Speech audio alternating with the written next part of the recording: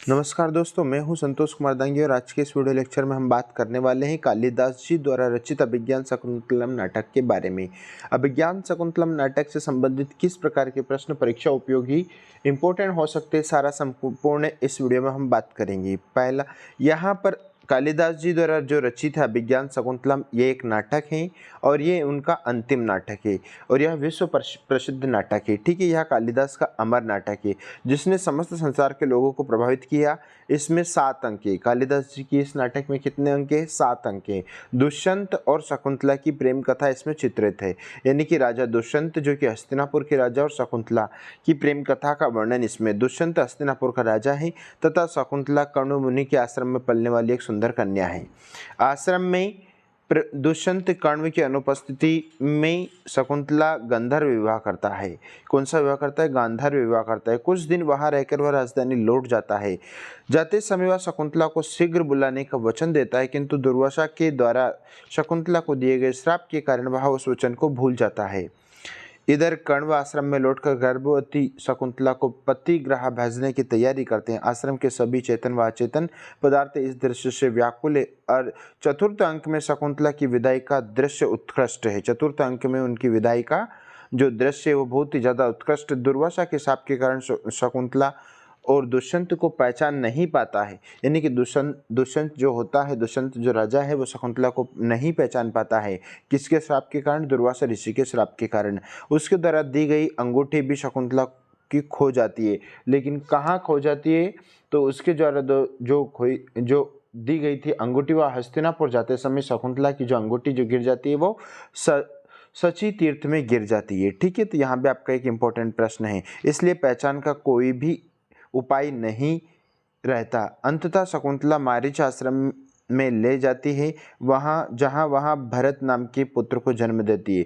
भरत से भारत हुआ और भारत सर्वदमन। ठीक है, तो सर्वदमन का नाम ही भरत है। कभी कभी ये वाला प्रश्न भी बन सकता है। नाम के पुत्र को जन्म देती है। इधर जब दुष्यंत को वह अंगूठी मिल जाती है तब सब कुछ स्मरण हो जाता है। वह बहुत पश्चाताप करता है। संयोगवश इंद्र की सहायता करके लौटते समय दुष्यंत मारीच आश्रम में जाता है और उसकी शकुंतला तथा भरत से भेंट हो जाती है। इस प्रकार नाटक की सुखद समाप्ति होती है। इस नाटक में कालिदास की नाट्यकला अपने चरमोत्कर्ष पर पहुंचती है। घटनाओं का संयोग, प्रेम का क्रमिक विकास, प्रकृति का मनोरम चित्रण, शकुंतला की विदाई का कारुणिक दृश्य, विदूषक का हास्य, संवादों की अभिव्यंजना, संघर्ष का यथेष्ट निष्पादन, दुर्वासा ऋषि के श्राप की कल्पना, ये सभी मिलकर इस नाटक को बहुत ऊंचाई पर पहुंचाते हैं। कालिदास उपमा का प्रयोग करने में अत्यंत कुशल है। भारतीय परंपरा में इस नाटक के चतुर्थ अंक को उसके भी 4 श्लोकों को श्रेष्ठ बतलाया गया है। कौन सा श्लोक? काव्येषु नाट्यकम रम्यम तत्र रम्या शकुंतला तत्रापि च चतुर्थे अंके तस्त्रः श्लोक चतुष्टयम्। ठीक है, जर्मन महाकवि गेटे ने इस नाटक की बहुत प्रशंसा की है। वह वसंत का पुष्प और ग्रीष्म का फल यदि एक साथ देखना हो तो शकुंतला में देखो। मानव जीवन के मार्मिक पक्षों का निरूपण इसमें बहुत कुशलता से किया गया है। तो ये शकुंतला से संबंधित बहुत पूर्ण इंपॉर्टेंट प्रश्न है। कभी कभी ये भी पूछ सकता है कि दुष्यंत का सारथी कौन है? तो दुष्यंत का सारथी सूत है। सूत मैं थोड़े से कुछ इंपॉर्टेंट और अलग प्रश्न बता देता हूँ। दुष्यंत का सारथी का नाम है सूत। दुष्यंत का सेनापति भद्रसेन। दुष्यंत का सेनापति का नाम है भद्रसेन। दुष्यंत का पुरोहित सोमरात है। दुष्यंत का पुरोहित का नाम अगर पूछे तो सोमरात है। और दुष्यंत का मंत्री है पिशुन। दुष्यंत का मंत्री है पिशुन। और इम्पोर्टेंट प्रश्न हम समझ लेते हैं।